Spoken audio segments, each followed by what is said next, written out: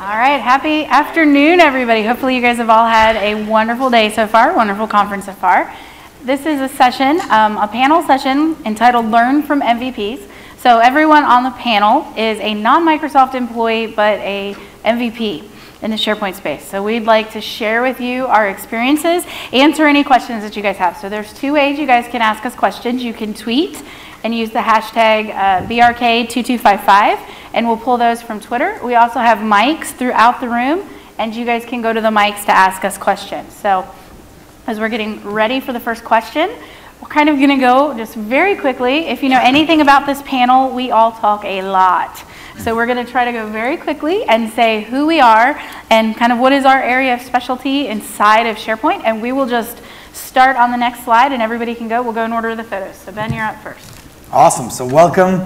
My name is Benjamin Nyland. I work at ShareGate, and I hope you're having a great day and great conference. I don't know what else to say. I guess my focus is anything non-development. Try to keep up with what's going on in Office 365 and make sense of everything going on with groups, with SharePoint, with OneDrive, with Yammer, with everything that is productivity, and try to help anyone that is trying to go towards Office 365, but SharePoint on-premises as well with hybrid models and things like this. Yeah. So my name is Jennifer Mason. I work at Planet Technologies. My specialty in SharePoint is anything you can do out of the box. I like to tell everyone that I have an extreme allergy to syntax and semicolons. So I will do anything that you can do directly out of the box. I spend a lot of time in Office, SharePoint, groups, everything. It's kind of that productivity center right now. Anything that you use to be productive and do day-to-day work is where I kind of spend all of my time in my specialties. I'm Sue Hanley, and I am a business analyst and information architect, and I do all things people when it comes to SharePoint. So I try to make it real. Keeping it real. My name is Christian Buckley. Am I on here? No. I don't think so. You can do it. Did you forget to press I planned on? that. It says on. Talk loud. Nope, nothing. Here, there we go. There we go. Yeah, bring it up. Not loud. I'm good. My name is Christian Buckley. I'm the Chief Marketing Officer for Beezy. My focus is really on the business value. A lot of people talk about how, like productivity, collaboration, social, those are my spaces. But a lot of people talk about how to do those things. I focus on why, and I talk to the business decision makers primarily. I'm the anchor at the bottom there. I'm Jason Himmelstein.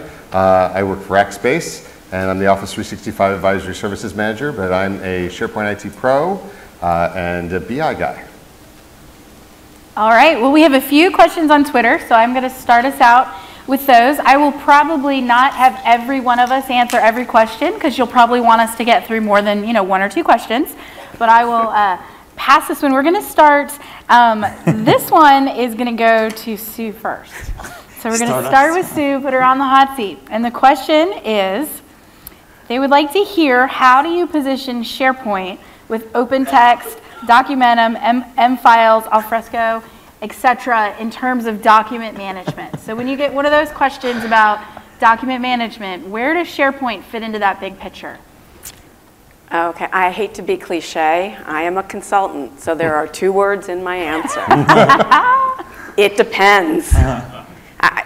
It's hard for me to do that outside of context, right? We really have to know what are you trying to accomplish. Also, where are you coming from? Who are your users? Who's the audience?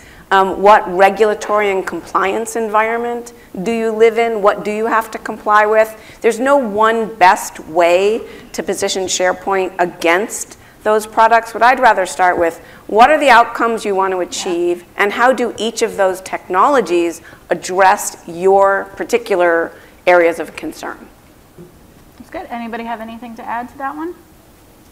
Can't That was a great answer. All right.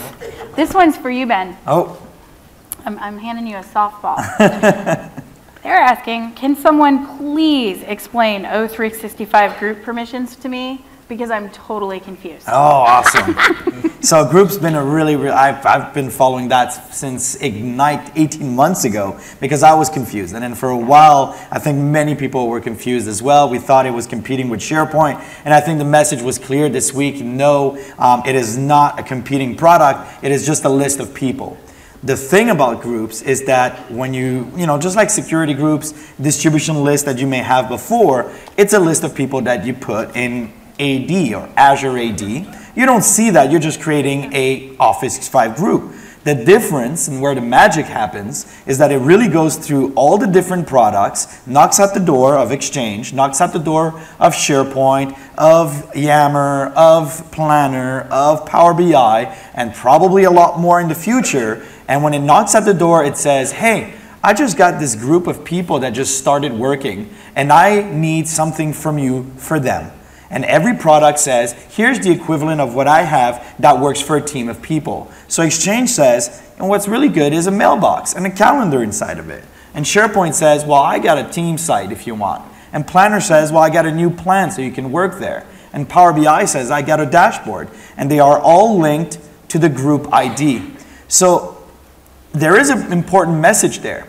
We're centralizing the membership in one place. And automatically they have access to all of these products. However, it doesn't mean that the products lose functionality. It's the full-blown SharePoint, and SharePoint's got its own permission management, and it's got its own permissions capabilities as well. So you could have members of the group, and then you might think, I'd really like to work with someone outside of our organization. You have two choices. You can bring that external user into the membership of the group, and now they have access to all of these products because they're part of that group. But you could go to SharePoint and say, you know what? I just want to share that one document with this external user. So at this point, this is a SharePoint permission management.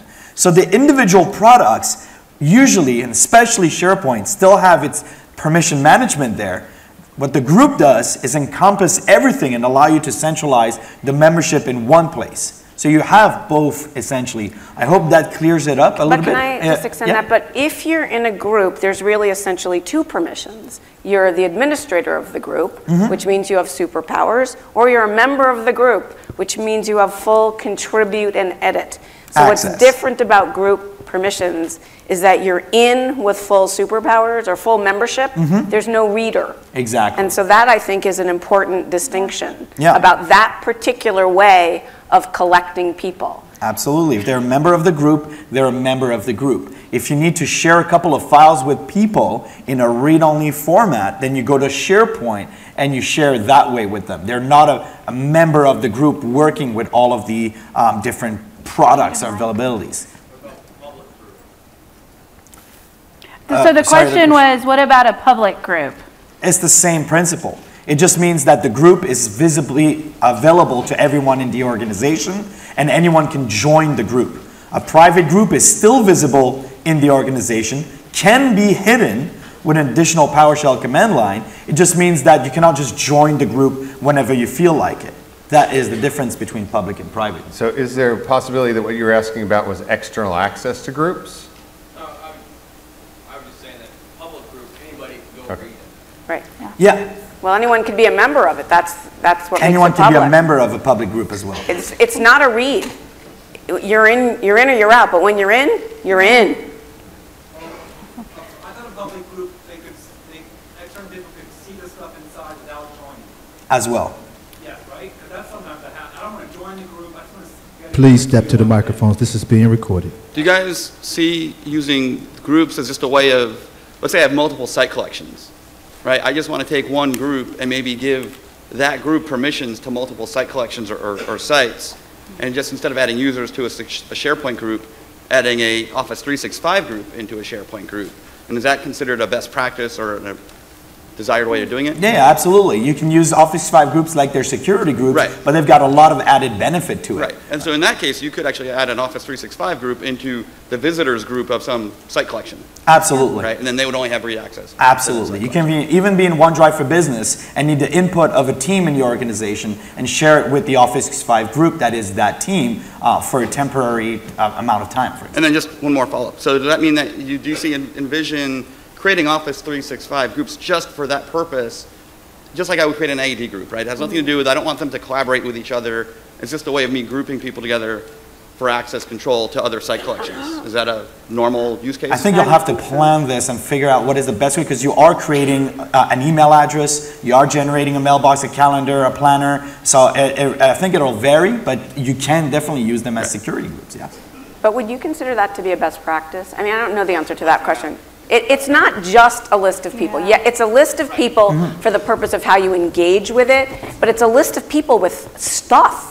I mean, it immediately empowers that list of people with the things that teams and groups of people typically need.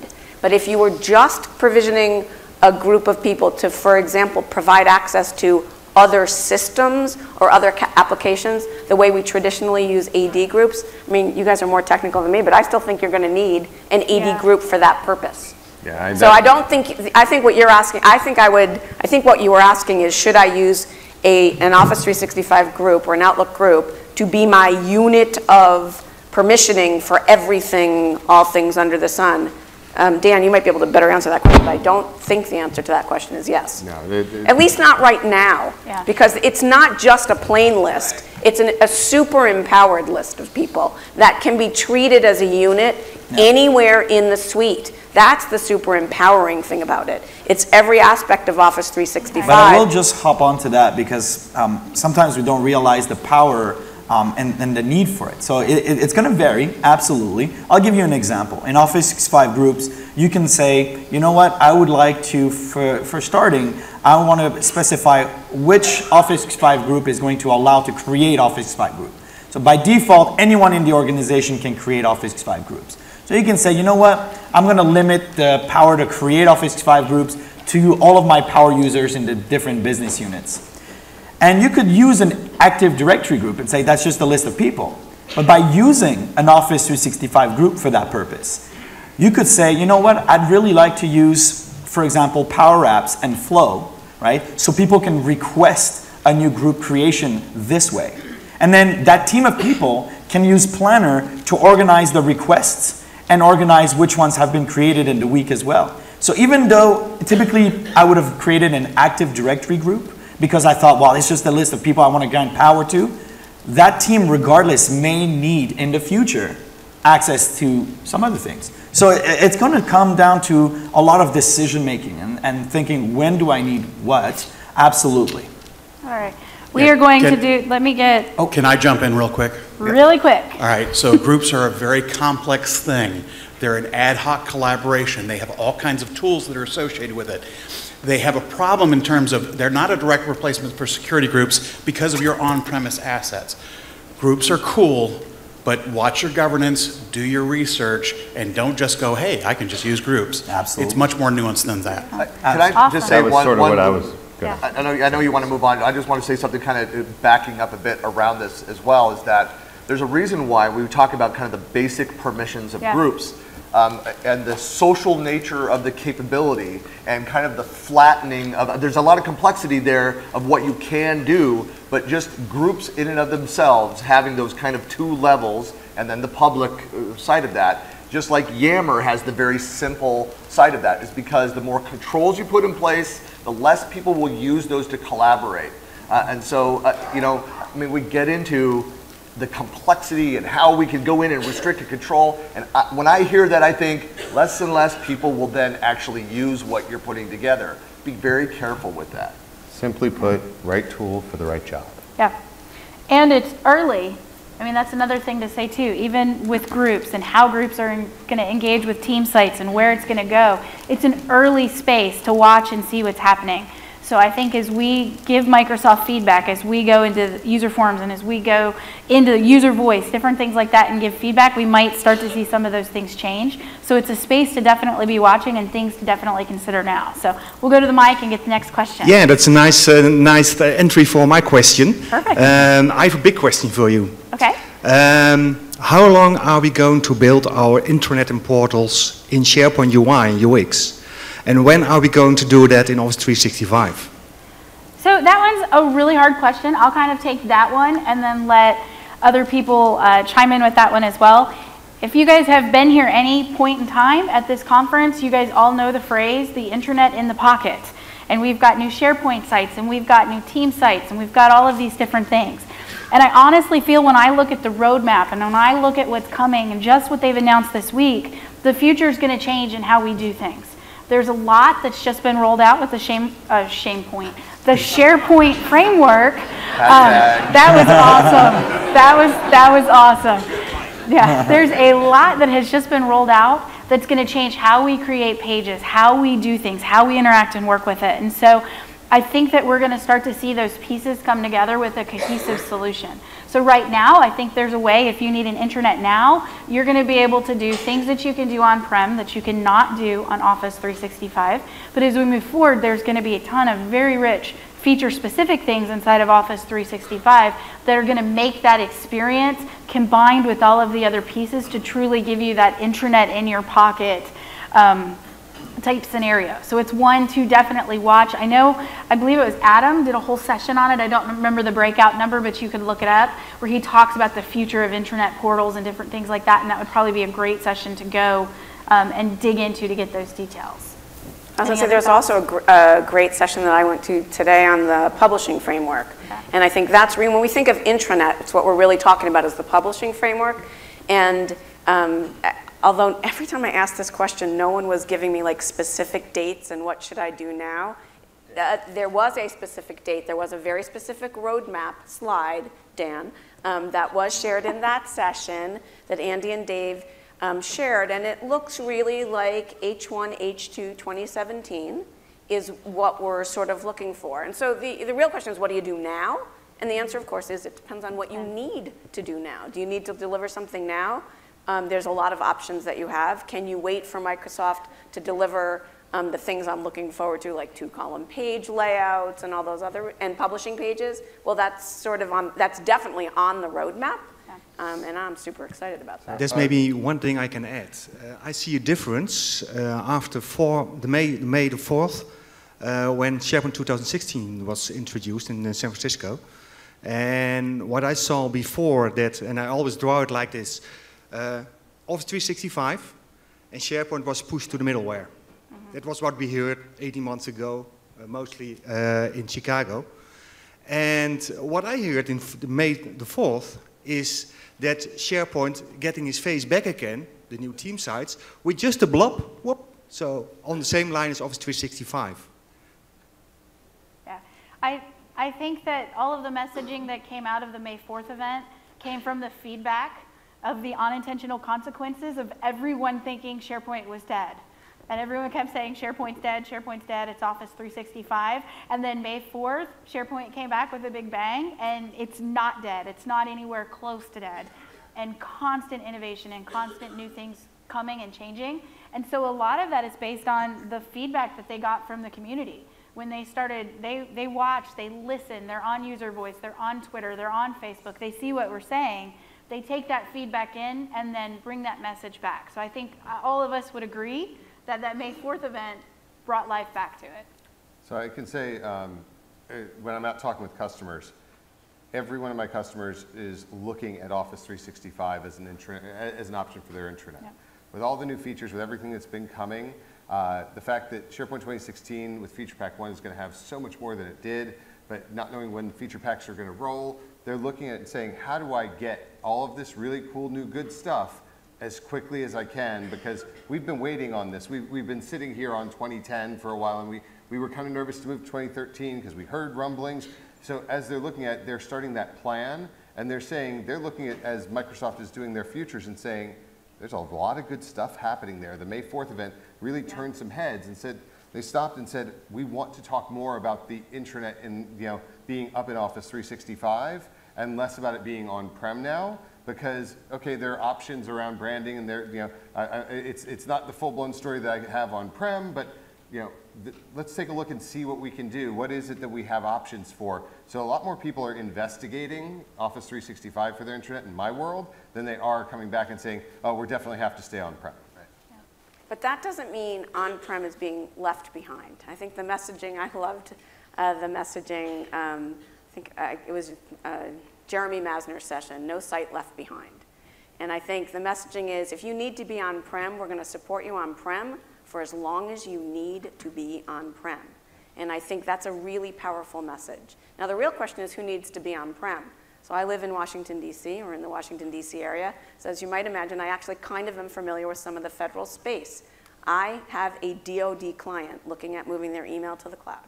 So it's not, it's not just for private sector companies anymore. I have a federal civilian agency that is 100% all in Office 365. They do not even have a file share. So I think it would be irresponsible to not think about the cloud as an IT organization, but that doesn't mean that every organization is ready to go there right now. And I love the commitment from Microsoft that we hear you, we know that, and we're going to we're going to give you what you need for as long as you need it. No firm deadline, and that this may not be the last time you see us. That was an important messaging change, and I think it was. I don't think it was like intentional of Microsoft to go to change the messaging that way, because there's certain people, individuals at Microsoft, like Bill Bear, when they made this at Ignite last year, they said, look, it's not dead. We're going to continue. They changed some of the wording around that. You have people like Bill Bear who just said, like, I've always told you it's not going away. It's growing. It's still building. That's out there. But a lot of the things, the foundational things that were being built, the infrastructure of Office 365, made it feel, and especially like Ben, maybe like for the ISVs too, like it was getting constricted. We can do less and less. And now we're starting to see that next phase, and the messaging is opening up. There's more that the ISVs can do. There's more that you can do as a customer that are going to enable organizations to move to that vision. Well, I did get one question that didn't make it to the mic, and I'll explain it because, well, it's a really great question. If you're not familiar with May 4th, and we keep mentioning May 4th, May 4th there was a SharePoint event hosted by Jeff Teeper called The Future of SharePoint. And they came out to San Francisco. They did a virtual event, and they basically shared the State of the Union about SharePoint. And a lot of us just keep referring back to that as the May 4th event. It's also the Star Wars Day. It was. May the 4th be with you. All right, so we're going to take a question at the mic, and then I've got a couple of really good ones on Twitter, so we'll go over here for your question. Okay, thanks. I don't want to belabor the SharePoint on-prem point. However, I know Microsoft and the two of you up there say, we're here to support you, but the sessions in this conference do not show that. I mean, you can say that, but I have a pretty big effort to migrate my SharePoint 2010 on-prem to SharePoint 2016 on-prem for the next year and a half. And I brought 5 of my team members to this conference, and I'm very disappointed. Very. I mean, there's no session content for on-prem. And if you do get something, you get like one slide. And it's, it's all Office 365, SharePoint Online. You don't get this on-prem. I talked to the speakers afterwards. So they may be supporting it, but they're really not showing much interest in, how are we moving forward? Because I do work for a very large manufacturing company, 45,000 plus people, and it's our intranet, and we're moving forward for at least the next 5 years. And it's not my decision in my place in IT where I am to tell my CIO that he has to go to the cloud, because he's not going. Yeah. So I have to support on-prem. And tell me some stuff that I can do to help me along. I think a lot of it's perspective. And as painful as this sounds, and when we start to look at it, it's not that they're not developing for SharePoint on-prem, they're leading with cloud first. And so what that ultimately ends up meaning is that stuff is going to make it to Office 365 that is then going to roll into on-prem. And when you start looking at 2016, they've made a lot of infrastructure changes. They've made a lot of changes there, and we'll let you guys talk through a lot of those too. But they make those changes that are going to enable them over the next year or so to continually push things out via feature packs, via different things like that. And so the foundation is there for that, but it's always going to be the stance of cloud first. They can get things out quickly, and then from there they can package it up and get it on-prem. So it's a different way of looking at things, and we feel your pain, and we kind of feel the frustration with it. I know Jason is like dying to get out of his seat, so talk. I don't know if you're able to make it to either of my 2 on-prem SharePoint 2016 sessions, one about migrating from from previous versions. We specifically talked about 2010 and 2013 migrating to 2016. That was on Tuesday. Todd Clinton and I did that session. So if you didn't get a chance, it's already online. It's already, you can go watch, see the slides, the whole thing. I'll stick around afterwards if you want to have a conversation. Happy to talk to you. We just finished doing a session 2.5 hours ago about performance and deploying and best practices and all of that as well in the Sidney Marcus Auditorium. So did that one. That one was BRK 3035, I think it was. So we just finished doing that. Both of them were 75-minute sessions. I know Neil Hodgkinson has had several sessions throughout the week, talking some about MinRoll, talking about SharePoint on Azure, so depending upon where you're actually deploying the bits, because that's still on-prem, folks. Even though you're deploying it on Azure, on-prem is a bits concept, right? You're installing a .exe, it's on-prem, no matter where you put it. If you put it on Rackspace, if you put it on Azure, it's still on. And if you put it in your data center, your closet, under your desk, whatever, that's still SharePoint on-prem. So all of that, the conversation has been happening here. Sorry that we've haven't had a chance to connect and get you having those right conversations. But that's one of the really nice things about this conference is all of the content is becoming accessible online. The Tuesday sessions were posted yesterday. People were tweeting me saying they've already been watching them. So you won't miss getting to hear the content and be able to communicate with us after the fact as well. We're all on Twitter and through the conference. There's a second screen option there that's through the Microsoft community that you can post questions, and we're out there taking a look at them as well. I know that there were some issues about trying to get into Tuesday's room, but hopefully you'll still be able to get all of that content. Just to get onto the message, sorry to interrupt. It's okay. I just wanted to, because it's important, very important to realize, I think, is that everything that they talked about relating to SharePoint, and they may have said SharePoint Online because that's where it's coming out right now. This whole new modern SharePoint, everything changing in terms of the user experience, the new document library, the right-clicking, the OneDrive for Business, everything that is happening is coming. It's SharePoint 2016 as well.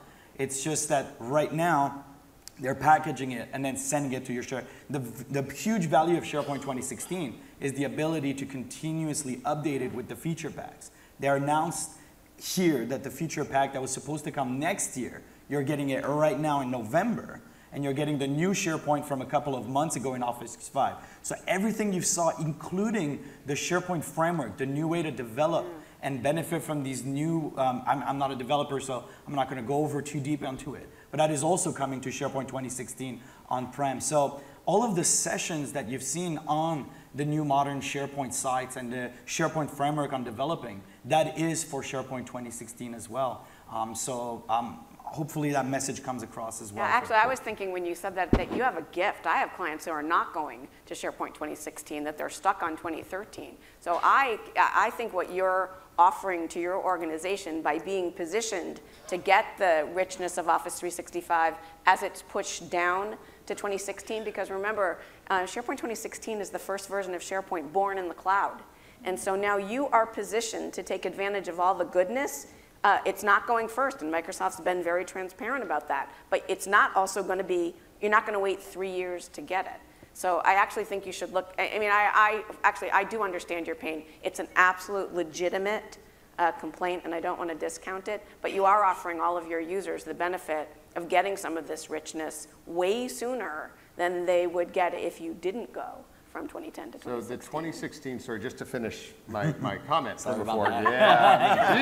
So just to finish my comment from before, the things that there have been some big announcements for SharePoint 2016 on-prem here. Ben hit on the head. Feature Pack 1 is massive.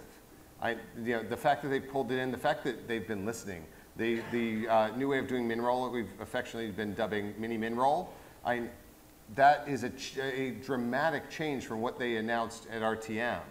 And it's completely different in that we've talked about it at length at this conference. And there's lots of blogs and posts and all sorts of stuff out there. One of the things that you'll start to see as a result of now everything coming out of embargo is a lot of those of us who've been holding back comments and posts and blogs, you'll start to see a lot of that coming out. So hopefully you've had a chance not only to come to some sessions, but some of the networking as well. Hopefully you got an opportunity to meet some people and have those conversations. Because the value of being here, there's that also, of getting to see what is net new. before anybody else does. So definitely, before we leave, make sure we get a chance to talk. And I was just going to add before Ben so incredibly rudely interrupted was another benefit though of looking what's happening with Office 365. You're getting to preview the roadmap for on-prem. Clearly, not everything will fit the on-prem model for that, but there's discussion happening as those are coming out to Office 365, so you really know what's going to be in those feature packs. You're getting much better visibility into what's coming, and better so that you can better plan for that next version for on-prem as well.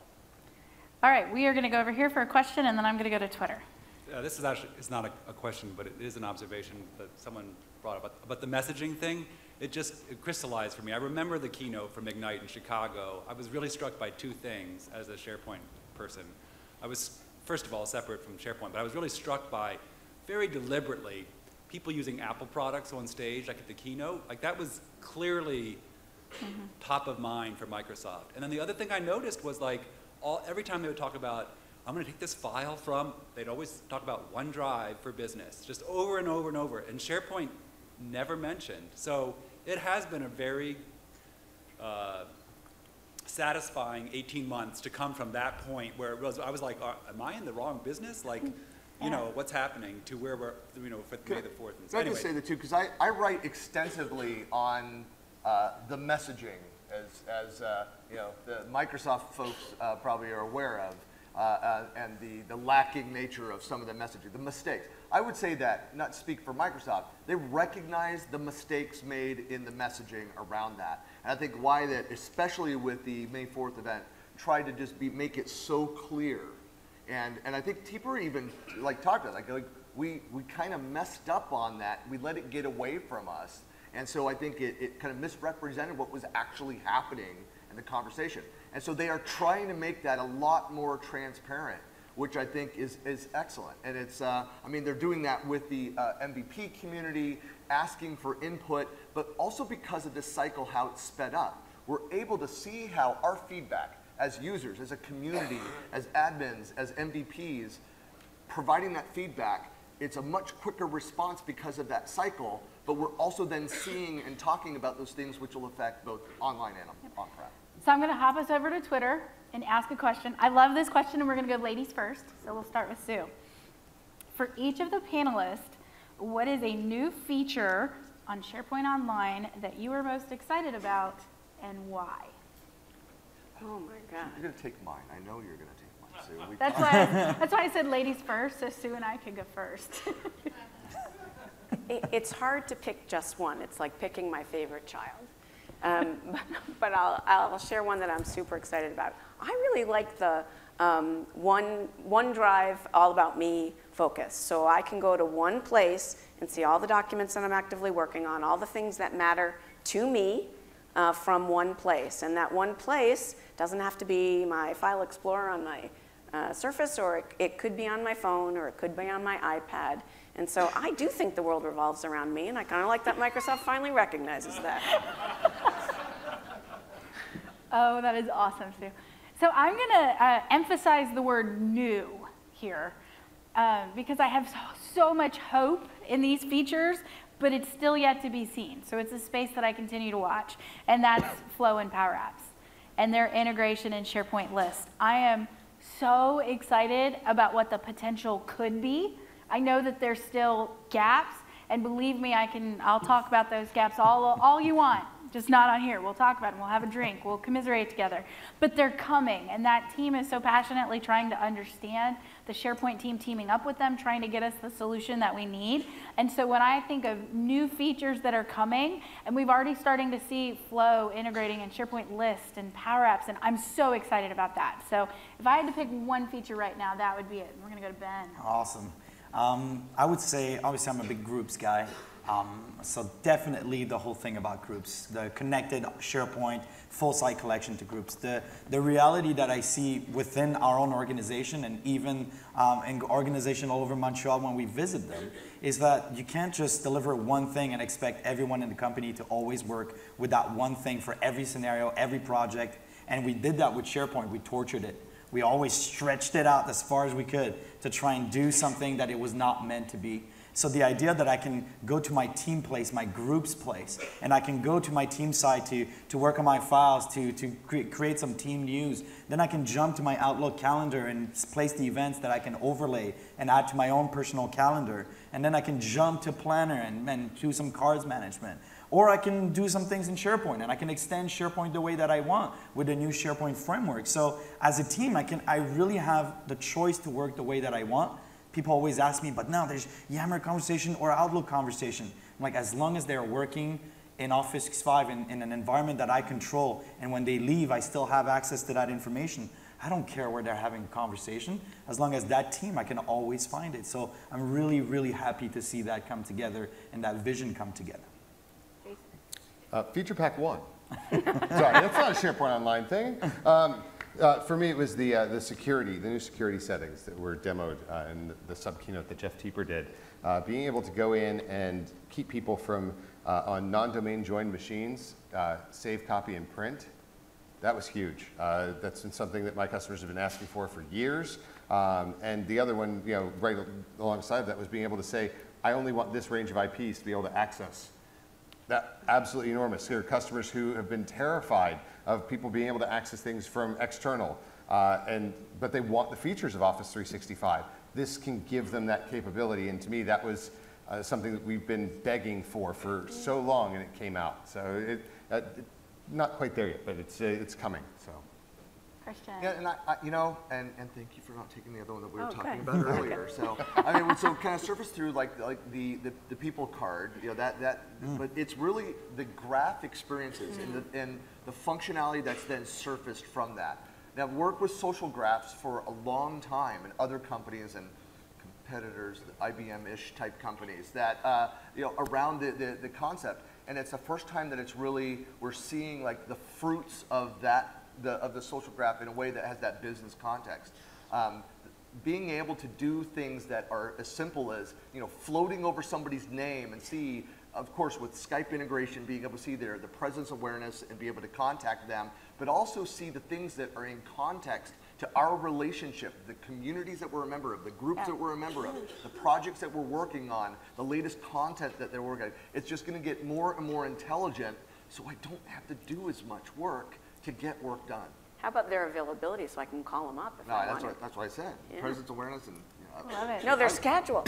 So you know if they're busy or not. That's huge. Oh, it doesn't matter to me. I call them anyway. We've got a great question online from Twitter for Jason, but I'm going to get this guy and then we're going to go back to that. So you just be ready for a hard one. All right, what's your question, sir? Thank you. It's my understanding that InfoPath 2013 and SharePoint Designer 2013 will be the last versions rolled out of those two applications. No tears lost on InfoPath 2013, but I can say that we use SharePoint Designer 2013 and 2010 in the past, and 2007 before that, to create more heavily configured workflows. So with Flow seeming to replace or fill in a gap of workflow creation without having to use Visual Studio, but Flow not, again, to my understanding, being supported for on-premise solutions, I know we can still use Designer 2013 in 2016, but how supported is that, and what can we do? Yeah, this is one of the hardest questions, and I just feel sadness every time I have to answer it, because I know it's not the answer that everybody wants to hear. They're working on tools. New tools are going to come. Flow and Power Apps are not those tools yet, and SharePoint Designer and InfoPath are still supported till, was it 2026? Yeah. Is that so? 2026. And so I think if you keep watching that space in interest, it's coming. And they're really trying to, and something that I really respect about the teams is all of the teams are coming together and not trying to solve the problem of I need a replacement for InfoPath or I need a replacement for SharePoint Designer, but really trying to understand how are we actually working and what are the things that we need to do, and then giving us the appropriate tools to get them done. So you're going to see them coming up in stages.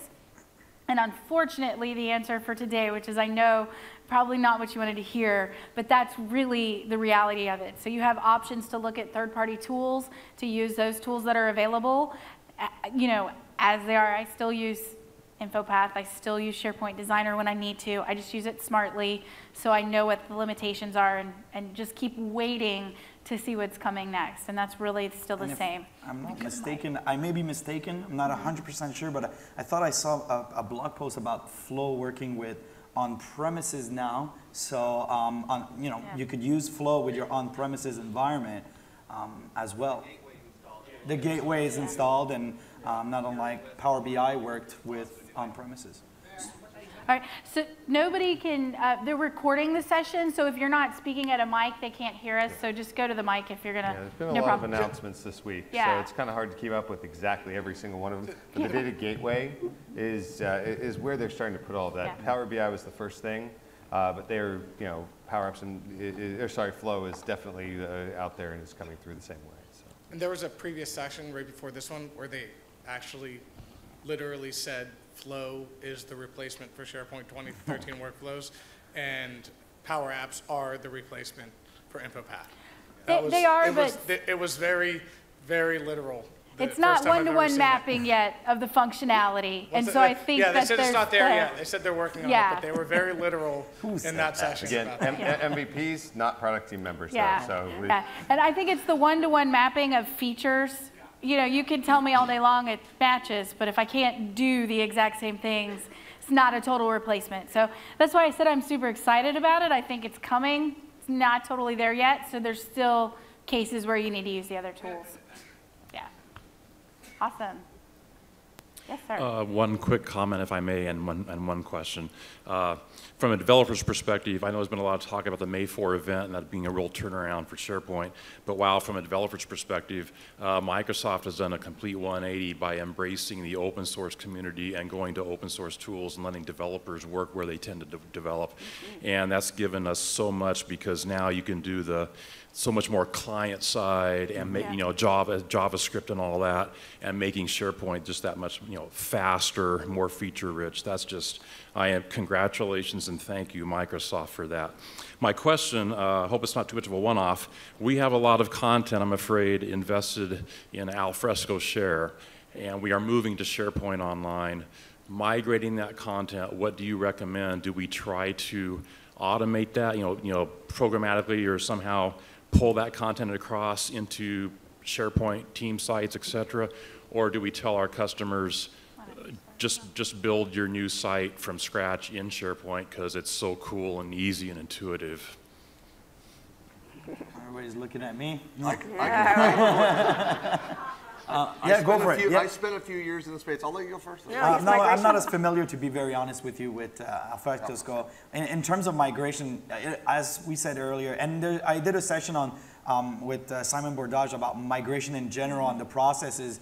So if you have time, another hour and 15 minutes, definitely check it out. But it always looks, we always like to start from scratch. We always like to start fresh. But the reality is you might want to migrate some of the content and benefit from what SharePoint has to offer. Fortunately for me, it's a little bit hard right now because I don't know what you got with Alfresco, so perhaps Christian, you want to help out? A lot of documents in document libraries in Alfresco and a lot of wiki pages. So I think that there's, obviously understanding how the technology, how things map across.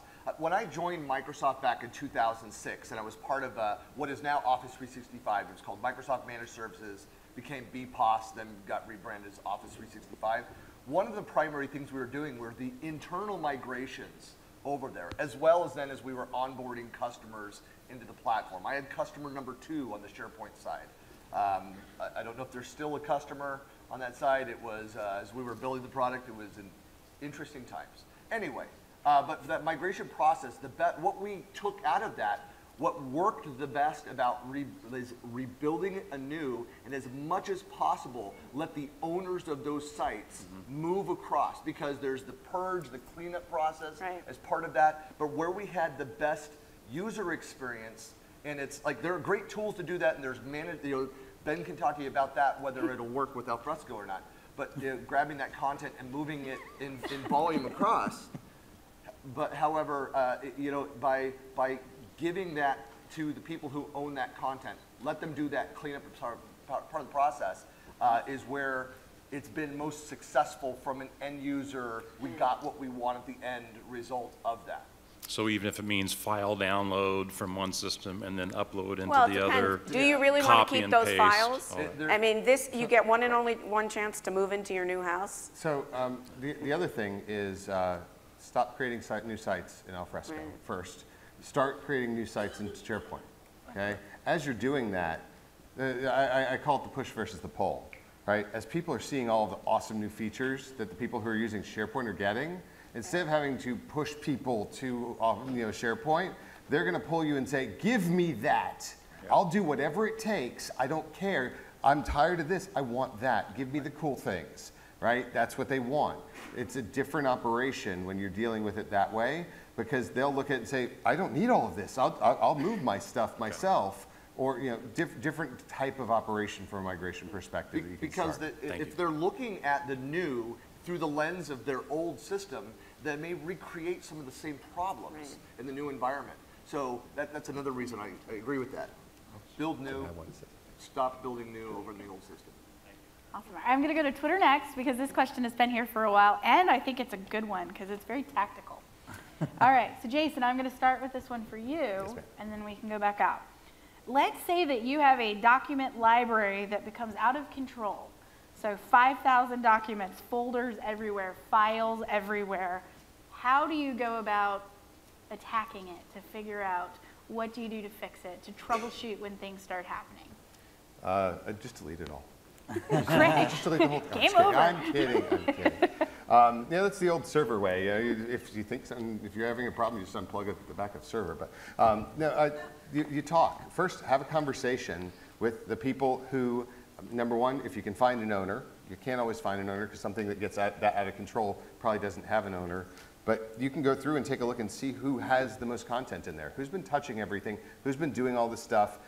Find the last used, top 15 people who've been using this, document library, and go have a conversation with them. See why they're doing it, because most likely there's a reason, and that reason could be as bad as we just didn't know any better, or it could be as good as why we have something that we're doing and it's really critical that we're doing it this way.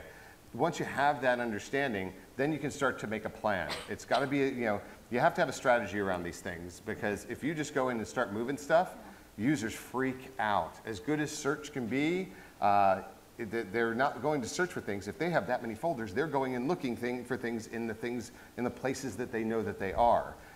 Secondarily, I look for tools. Whether or not I can go through and, and if I purchase a tool, look for a free tool, even, going down to the PowerShell route. You mean like ShareGate? I was gonna let him have his own moment, but the tooling that's out there, I say it very frequently, migration is not just a one-time thing. Especially in a hybrid scenario, you're gonna be continuing to move things around.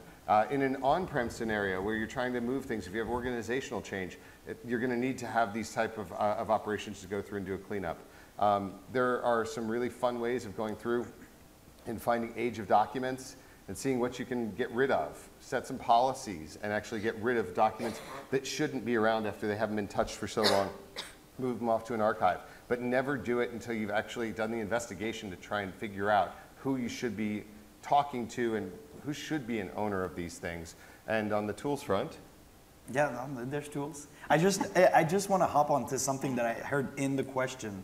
I heard 5,000 documents and out of control in the same sentence in the question. And 5,000 is a view threshold, and we can manage that beforehand. SharePoint 2016 added the automatic indexes or indices of lists to be able to not have that problem. But a library can have up to 30 million documents, so I hope you don't approach that. 5,000 doesn't mean bad or out of control necessarily, and thankfully we do have now the copy button that's directly in the UI that allows you to reorganize your content in your document libraries. If it does go to another document library, just be mindful that you lose the metadata and the permissions, but at least we have that option directly in the interface. So just wanted to add that as well. Yeah, I think I call that a teachable moment. Yeah. Right? So if it's really, really out of control, you do all the things that Jason said, and you have a conversation about how do you use this information. And we try to think about how to organize it.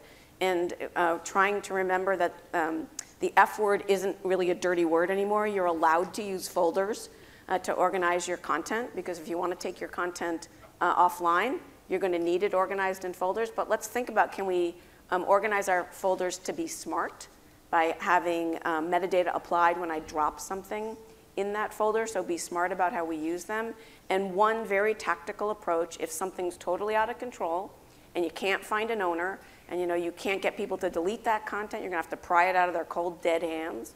What you might wanna do is lock it down for content contribution, create your new to be environment based on all those conversations that Jason recommended that you have. You migrate in what is active, current, and that the current owner of that content knows that they use. You leave everything else in an archive, and after, if it hasn't been looked at in X amount of time, I think you're pretty safe, unless it's on legal hold or there's a record retention policy on it.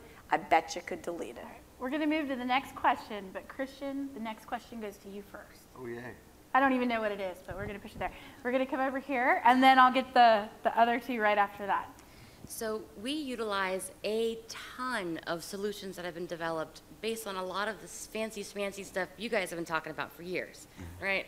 So content types, most of it's based out of SharePoint as a foundation, but we're syncing it. We've got, utilized document information panels in our Office applications that fire 8 million workflows that go all over the place.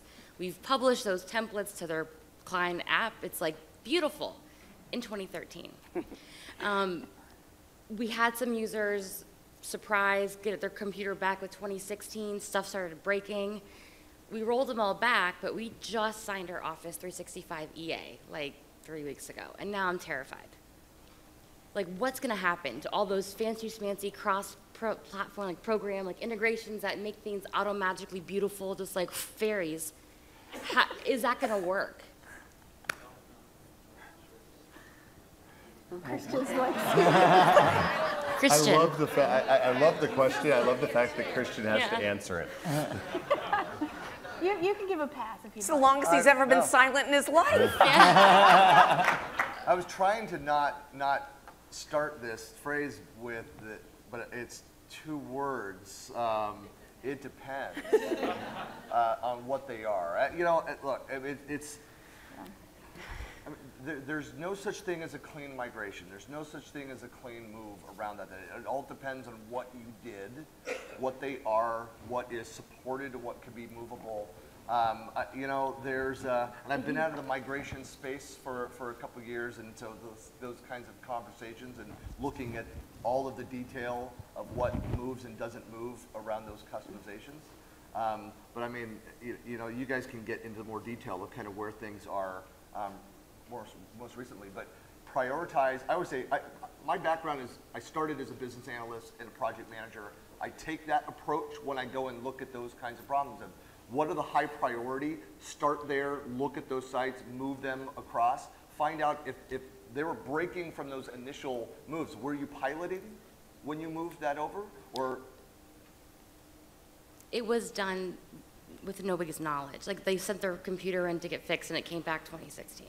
But so I'm a huge advocate of piloting that out. Take a high priority where you have a lot of those business critical customizations, and go and look at what that looks like in the new environment, and look at what's breaking, what's not moving over from that, and then start to have conversations about what can be recreated with the out-of-the-box capability. There's things that are different. There's more power in a lot of cases there. What do you need then to go, and do you need to build it, buy it, or do without it? Make some decisions there. But obviously not all at once. It's going to take a lot of time and planning to go through and understand what that impact is. And I'm sorry, to add on to the question, just a little kind of caveat, if you could also speak to any tools or resources that I could look at. I mean, I'm fine, reading lots of things, looking places, but we're also going to be hybrid forever, right? I mean, we just started. So if you're looking at Office 365 for, some client, some individuals or users, and you have Office, local clients for some, you have SharePoint 2013 on-prem now, maybe 2016 on-prem later, maybe, online. Like, all of those things, instead of having, I'm hoping I don't have to have a team just like physically check every single solution every time a small piece is changed again. So like if there's a tool or any resource that can kind of predict, I talked to the telemetry guys and he was very confused. Ben, I gave him your name to call you. Because like I didn't know. Yeah. Like he doesn't have anything. To answer a bit of your first question as well, SharePoint 2013 and 2016 and SharePoint Online, the plumbing is pretty much the same in the sense that the workflows that you've created, and again, it will depend on what you've built, but that experience of migration is relatively fine when you're going in terms of SharePoint. So the things that you've built, you're not going to lose them. The alerts, the workflows, the InfoPath forms, you'll still be able to benefit from them and use them, and then eventually find a path of using the new things like Flow and Power Apps to replace them. But you will still be able to migrate. The one thing is custom solutions. If you have custom code in a WSP and a sandbox solution, because in SharePoint Online, you can't put your sandbox solution to have code anymore. It can't run in there. But generally speaking, you'll be fine. And in a hybrid model as well, everything will be fine. It will be looking at the user experience in terms of, are you okay with going from this team site that looks like this, going to that other team site that looks like that? The hybrid is really right now connecting the two through search, through the auditing, but in terms of your migration and testing everything out, I'm pretty confident that yes, you will have to plan and you will have to pilot some of those scenarios that are more realistic scenarios, but realistically speaking, you'll be okay. The reason why most likely the Office 2016 update you've had perhaps a bad experience is that there isn't InfoPath installed with Office 2016, and the document information panel is InfoPath.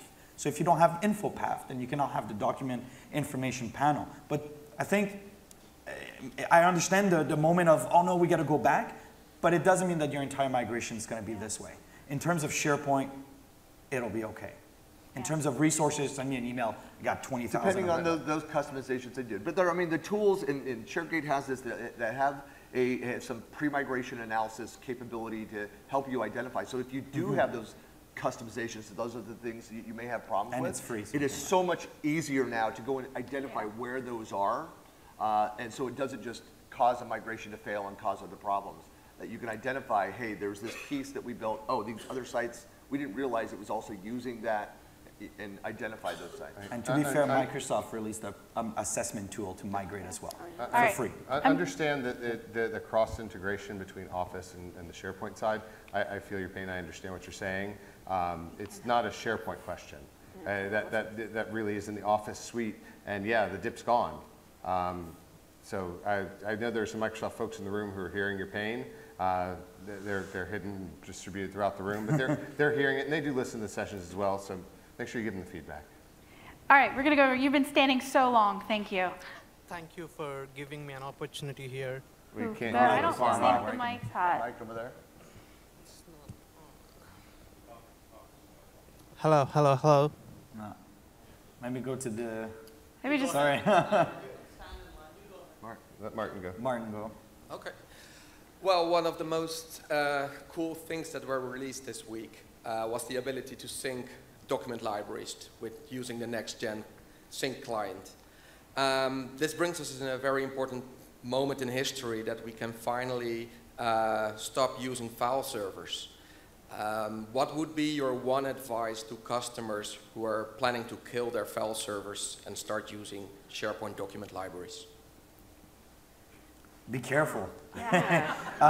I wouldn't say necessarily, there are many scenarios where you will probably still need the file share for different file types. I know we've had some experience with Access databases, right, that in SharePoint don't necessarily work and behave the expected way. So we're not here to say no more file shares and go to everything SharePoint. CAD files. There's going to be a lot of CAD files, and yeah, because I know there's a lot of questions, but we're not saying get rid of your file shares. Test, plan, Pilot for the Office groups, files, it's fine for working in the productivity suite, but there are certain scenarios where there will still be the file share for some time, nonetheless. Legacy app that depends on You're right. Yeah. Right. Yeah. Absolutely. Yeah, there's a lot, I think, that they'd say to that. So I think most people would say plan, do pilot groups. There may be certain scenarios where an entire organization can do that, and it works just based on the culture and what they're doing within that organization. But I think it's more hybrid for a long time. I'm going to play the cynical card for just a minute. I think it's great. I'm super excited about all the new stuff, the stuff that they trickled out and showed us the last second of, look, we're going to be able to see everything that's there, but maybe not have everything have to be local. Super cool. How many of you have been burned by OneDrive in the past?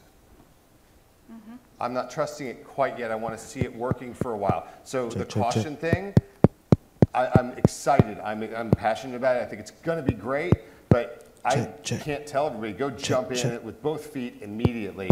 You have to give it some time and see how things go. That testing comment, we have to try it. We really have to field test it, get it out in the hands of everybody in the world, and make sure that everything's perfect. You know what, just really quick.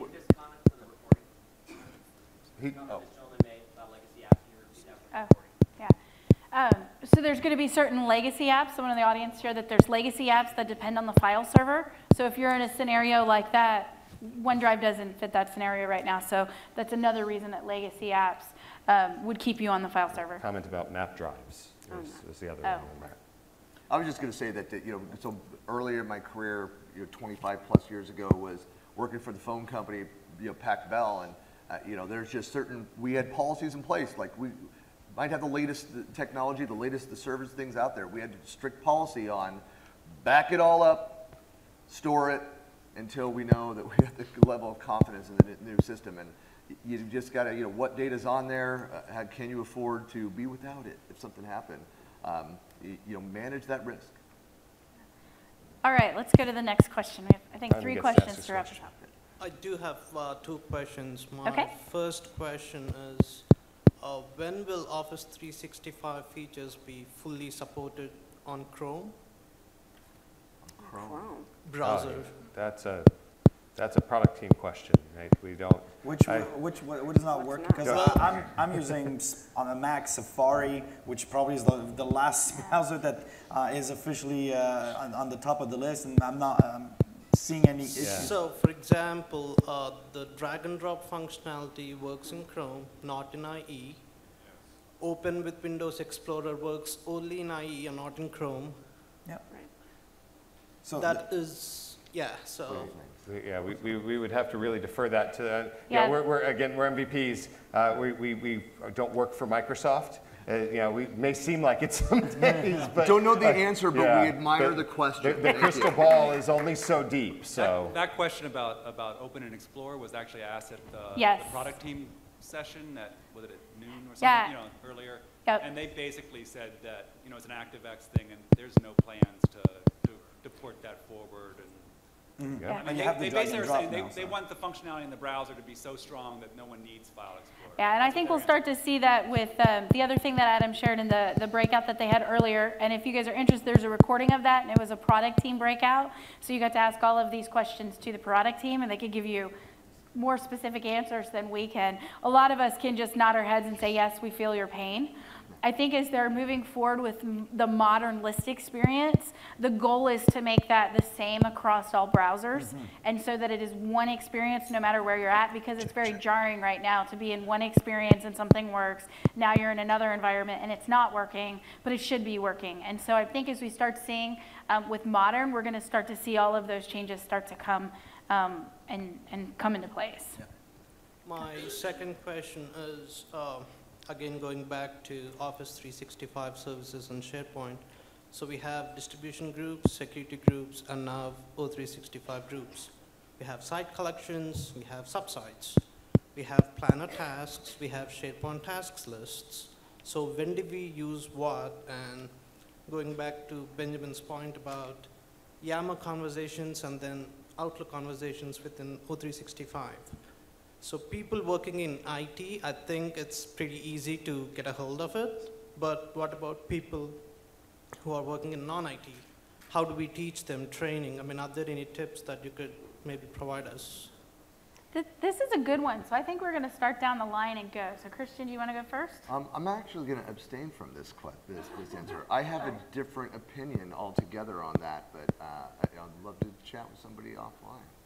All right, Sue, do you have thoughts on this one? I do actually, because I think to some extent it's a little overwhelming to expect our end users to understand all the nuances of what's available. So I'd like to see I'm a people person. I still think we need to ask people, what are you trying to accomplish? What are the business problems you're trying to solve? For whom are you trying to solve them? Are they cross-functional? Because we have a topic-based community of practice and we want to do some collaboration. Is it a team working on a deliverable with tasks that we want to manage?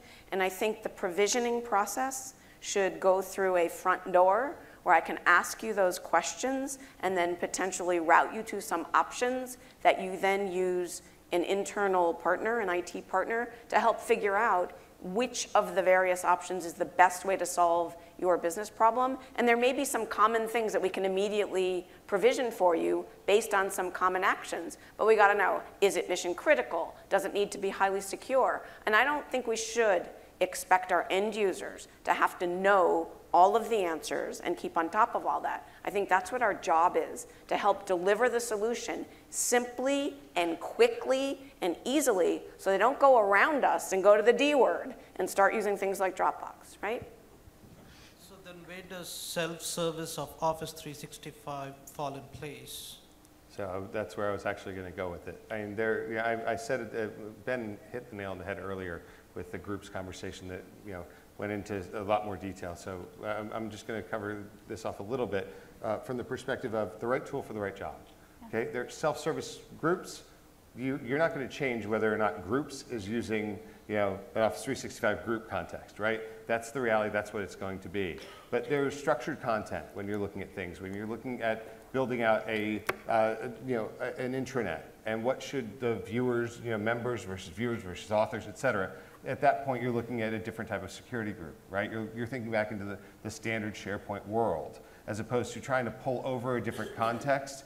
It's perfectly okay to take the context that you know and love today and allow that to be the case, okay? You could leverage Office 365 groups pretty much everywhere. Take that context, take that UPN and apply that as a group, you can. But there's also value in letting people work the way that they know how to work. Right? So if somebody knows how to work inside of the SharePoint context and they know how to go in and set the right group, with the right permissions inside of SharePoint, allow them the opportunity to do that. Users just want to get at their data. They don't care how it's gotten to them. They don't care where it lives. They just want to be able to get to it and make it easy. So, follow the KISS process. Keep it simple, Simon. Make it easy. Anything to add, Ben? No, I think it's 8 minutes, so I want to make sure everybody gets their questions. Yeah, no, I have nothing to add. Great answers, guys. We'll go over here and then over here. Okay. So, Ben, I saw your talk with Tony about the Office 365 groups. And what I want to do is, enable these self-service groups, which, come with a team site and stuff like that. Mm-hmm. But my Exchange team is worried, that they will clutter up the gal. And so I saw that there's some features to, enable these naming policies. Yeah. But I think from what I saw, you have to, the naming policies are tied to the Azure Active Directory properties or something. So does that mean that we have to go through all our users and set some kind of property for every single user in Azure AD to make that naming policy work? So you're talking about the group naming policy, or you're talking about the SMTP address of the groups? Basically, I thought the naming policy defined what shows up in the GAL. No, so the group naming policy is for preventing bad words, for example, of being used inside the group name, because it was used in education, and guess what? Students named them in fun ways. And it's also to be able to add, for example, a prefix to every group that gets created. Now, it doesn't necessarily, yes, it will attach itself to the SMTP address a little bit because it's the first part of the group. The group name becomes the email address. But you can also add another type of policies that allows you to, it's called multi-domain support for Office 365 groups, and allows you to say, look, if these people create groups, it goes there type of thing, not physically, but in terms of the URL. And then if these type of people create groups, it goes there. It's not done one by one, it's done using their properties. For example, their department property. If they come from their students, or if they're marketing, or if they're whatever, you can put them in a SMTP subdomain that is students. And if they're from the other one, you can put them somewhere else. And the group naming policy is really how you name the groups. It does affect the SMTP address. But I'll be very honest, and you probably saw it on stage already. Exchange versus SharePoint is going to be a thing. We got to talk to them. They're not happy. They're not used to having email addresses popping everywhere. And we're empowering people to do more work. And of course, that creates email addresses everywhere. So you're going to be, I hope you like your Exchange colleague. You're going to talk to them. Yeah, you're going to become the same team, absolutely. That's awesome. We have 5 minutes, so we're going to try to go through the questions pretty quick. All right, so this is more of your opinion and what I'm supposed to tell my end users. So one of the things they did in the cloud is that we can have columns that are actually mandated, like they have to fill it out, because we're huge metadata fans, right? But they don't require it now. So you can upload a document and none of that information is filled out. And how can I... Do that? Yes, and apparently that's the way it's supposed to work, because they don't want to impede uploading the document. But the problem is it's never getting tagged. So if I wanted to tell Microsoft that I think this is something I could change, how would I go about that? Oh, I did. Yeah. I think there's a user voice out there, right? So I don't understand the logic at all. If it's required, it's required. Right, so required now is a suggestion. Exactly, and the only way you know is that believe me, they know. You hover over the little red thing, and it says, yes, it needs that, but... User voice is going to be where you go. So I think we're all in agreement. You can see Susan is actually having a physical response. That's what I had, because I didn't believe it. I really didn't believe it. User voice is where you're going to be able to go to. So is everyone familiar with user voice? It's a site online. There's user voice for different categories of things, where you can go in and put your thoughts on what needs to be there, and then you have votes that you can give to other ideas and other things. So putting something in user voice, I'm sure that's already there, and I think a lot of us agree with your thing. There's a lot still coming with that new modern experience, where that's one of those things. So you may be in a state where if modern doesn't work for what you need to do, then classic may have to be what you need to do. Yeah, that's my answer to that question. Required should mean required. Yeah. And the inspiration apparently for taking that away was a blog post I did in 2008. And I was like, you cannot blame this on me. That isn't what I said. I didn't tell you to take it away. And so it may be that you can't take advantage of that, because in your case, required has to mean required. But believe me, that voice, they know. I talked to the guy responsible for that. All right, he believe me. But you should still put it in user voice, and everyone here should vote it up. Yes, definitely. So I'm real excited about the new modern SharePoint. We're an on-prem. We have SharePoint 2013 and 2010. But what I'm wondering, and I did put it on Twitter too, is what do you do for having a sandbox or a QA environment with your solutions? Even if they're no-code solutions, you want to do them in a place that's not public. So there are a number of different answers that I give to customers who ask this question. One is pay for a second subscription that models everything after and sync AD objects up. That's one option.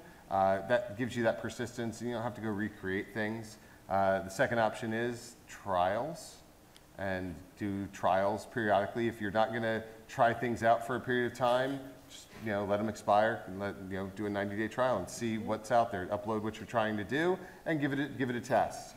But having one that persists is a nice thing as well.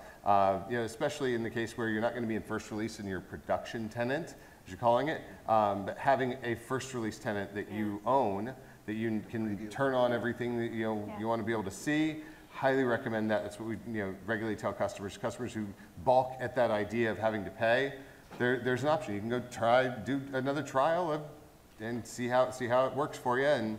But it's not going to persist for you until you don't pay. have to provision it for every single user. No, right? I mean, you don't have to license it for every user. You have to license it for a decent subset. Yeah, and you need to be able to have testers who can go in. Right. But no, That's a great idea, because right now, I mean, you're paying for the servers that you're hosting your QA and your dev on, so that might, you know, It's mitigate reallocation that of cost. Yeah, just And it's a reallocation second of username and cost. password that somebody's going to have to remember. Right. Thanks. All right, I think we've got one last question. Hi. I use SharePoint Online. Right now I use site collections to manage my external sharing. I'm excited about the new features there. I've got a single site collection, which is the intranet part of my SharePoint. If I'm understanding correctly, pretty soon modern team sites will all come with a group and therefore be their own site collection. Am I missing something, or does this create kind of an administration nightmare here?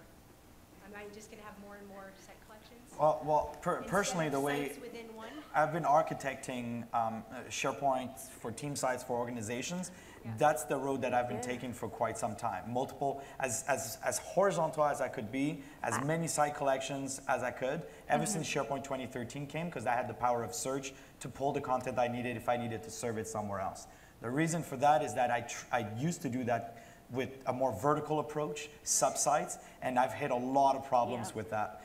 To manage in a vertical way, permissions management, features that get pushed all the way down to all the sites when I didn't want it. The benefit for the vertical is the sharing of content types, and I found ways around that to be able to copy them across. But I've always been a big fan of isolating as much as possible. So it's actually the way I've been doing it. So I'm actually happy. Yes, there's management that goes around it, but it's been. But you know, I think there's a higher management cost when you, and I'm sure none of your organizations will do this, but like reorg and move some of those things. But it's so much easier to do that and restructure, which happens constantly, especially in the larger organizations. Plus, there's a limit on how many subsites you can have too. So. Right, but the flatter you can make your IA, the more flexible it becomes. And I have clients that have travel lives under finance. Sometimes it lives under HR. Sometimes it lives under operations. And under is a navigational concept. It does not have to be a physical hierarchy. It's better if it isn't, because you have a lot more flexibility. The challenge really is because you want to share things like security groups across site collections and branding, which is a lot, and persistent navigation. That is very important. Right, and I asked that question, and I don't think there's a really great answer yet. It's important. There's a management cost either right, way. Either way, right. Either way, there's a cost, so get over it. I'm very horizontal, but just under that one site collection, so not a tough change. Oh, but you can still have a SharePoint site collection that is not connected to groups. Oh, yeah, right. You could still do, for that one, a for your SharePoint site intranet, collection. you actually will want to, those intranet sites, those publishing sites are probably not going to, they're going to need traditional SharePoint security because they are small number of people authoring, large number of people consuming. There's not a everyone is a member kind of concept. Right. So we are going way over on time, so we're going to end with just one quick advice that you guys would give everyone over the next year, quick. Kind of just closing it out. What are your thoughts? What can you encourage people to do over the next year? And that will kind of wrap things up, and then we can stick around to answer extra questions. I love this piece of advice. I'm giving it to my team, but pay attention to what's happening. I'd say subscribe to, follow the Office blogs, for example. There is so much happening, and it can be overwhelming. And just make it part of, like I do, my daily information consumption about what's going on so that you can keep up and you'll better understand, if you're proactive about that, kind of the impact as the various things come out. You stole my idea. So that's the exact same thing I would recommend. So let's put a little structure around it. So I'll just riff on his idea. I think it takes a village to manage change in the context of Office 365. And everyone looks at it from a different lens. So I want you to have a team of people that are paying attention to the Office blogs, to the tech community, to user voice, to Twitter, to all the different places where changes are talked about. And the roadmap, of course, and everybody looks at it from a different lens. You have a OneNote to pull it all together, and that team should get together and talk about what did you learn, what's happening, who needs to worry. They're starting to flash the lights out, so we better hurry up. I was going to use the tech communities. I was going to say join the conversation, but beyond that, it really is, find your user group, okay? There are user groups in every city, and they're struggling. And why is that? Well, because we've all been thinking things are dead. And they're not dead, guys. Every SharePoint user group is not just SharePoint user group anymore. They're Office 365 as well. Find your user group in your local community, join the conversation, be a part of the solution, share with your knowledge with other people, and ask them the questions too. And I would say not learn, but rather take a moment to step back and understand that things are changing. It's no longer just IT choosing a product, delivering. Business people can go out there and get whatever they want now. So understand that there is that part of it and why some of the things are happening, why groups is here, because otherwise they will become shadow IT and they will bypass you. It's been a growing problem, and that's why Office 365 has been going the way it has been. And the last thing I'd say is just embrace change. So figure out how you can set up a test area, figure out how you can do these things. And when new features come out, embrace the change so that you can come back with the feedback that says, no, in order to actually use this in my environment, I need these 3 things. And here's how I could use this, and here's how I can do that. But don't let change happen to you. Embrace it, be familiar with what's coming, and be okay with it to try to figure out what's coming, and the end results are gonna be so much better for your organization. So thank you guys. We are done. We'll stick around if you guys have any questions, but thank you guys so much.